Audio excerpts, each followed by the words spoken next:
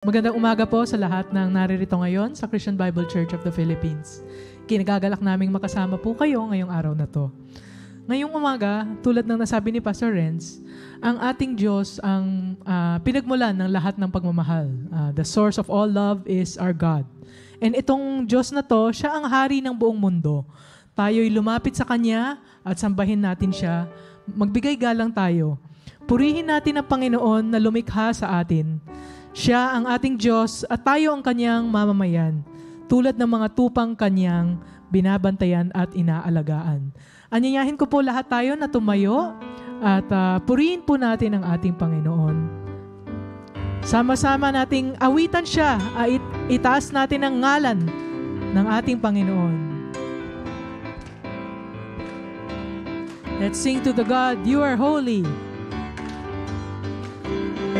You are holy. You are holy. You are mighty. You are mighty. You are worthy. You are worthy. Worthy of praise. Worthy of praise. I will follow. I will follow. I will listen. I will listen. I will love you. I will love you all of my days.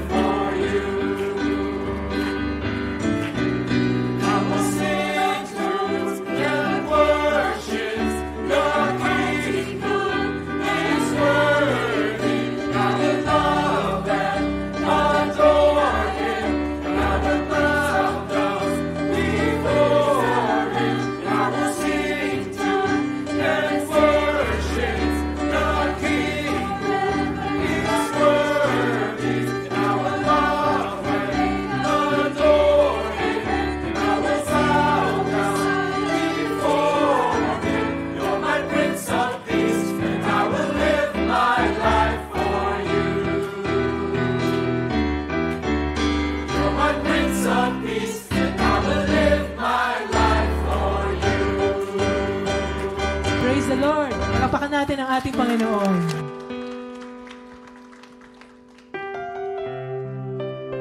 Sadyang walang kapantay ang sukdulan ng grasya at biyaya ng ating Panginoon.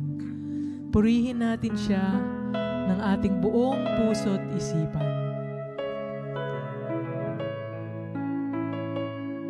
Sabay-sabay po natin siyang awitin.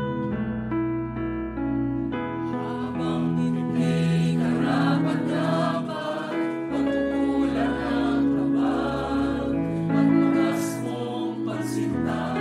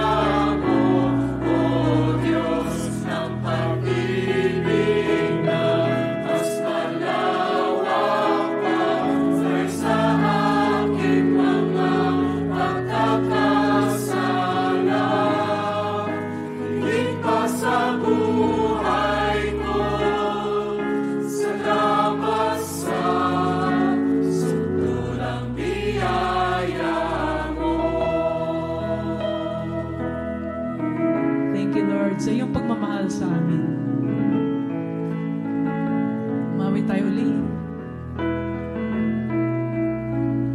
Habang hindi karapat-dapat, pagkukulang ng habang ang wagas mong pagsinta. Habang walang kakayanan, nasuklian ka ng mabuti sa lahat mong ginawa. Niyakap mo. Yakap mo ako sa aking karumihan. Inibig mo ako nang di kayang tumbasan. O Diyos ng katarungan at katwiranan, kahit minsa'y di napahiran ang kabanalan ng warakihan. Salamat sa sukdulang biyaya mo, O Diyos ng pag-ibig na mas malawak pa kaysa aking mga pagkakasala. Higit pa sa buhay ko, salamat sa sukdulang biyaya mo. O Diyos ng katarungan, O Diyos ng katarungan at katwiranan, kahit minsa'y di napahiran ang kabanalan ng walakihan. Salamat sa sukdulang biyaya mo, O Diyos ng pag-ibig na mas malawak pa kaysa aking mga pagsasasala. Higit pa sa buhay ko, salamat sa sukdulang biyaya mo. salamat Lord. Salamat sa sukdulang biyaya mo.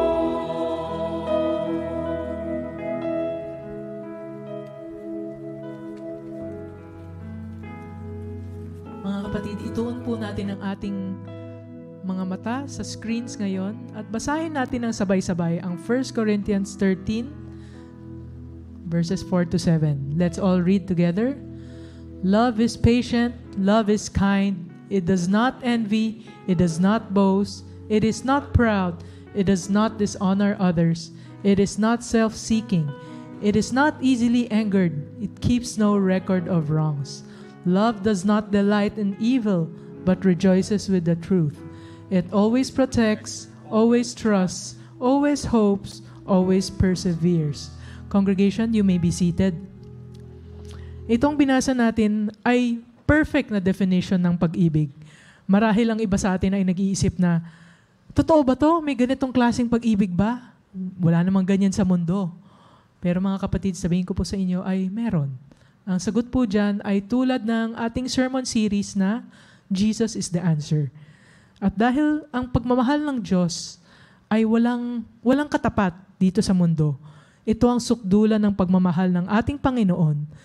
Kahit mabatalikuran natin siya o itakwil natin siya, hindi niya tayo iiwan.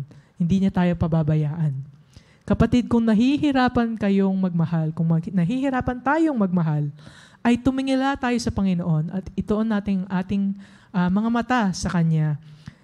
Doon tayo, let's dwell on His love. Jesus loves you. Pag nilay-nilayan natin ang wagas na pag-ibig ng ating Panginoon, let us reflect on God's love and the words of this song na aawitin ng choir na adopted from 1 Corinthians 13, ang passage na binasa natin kanina.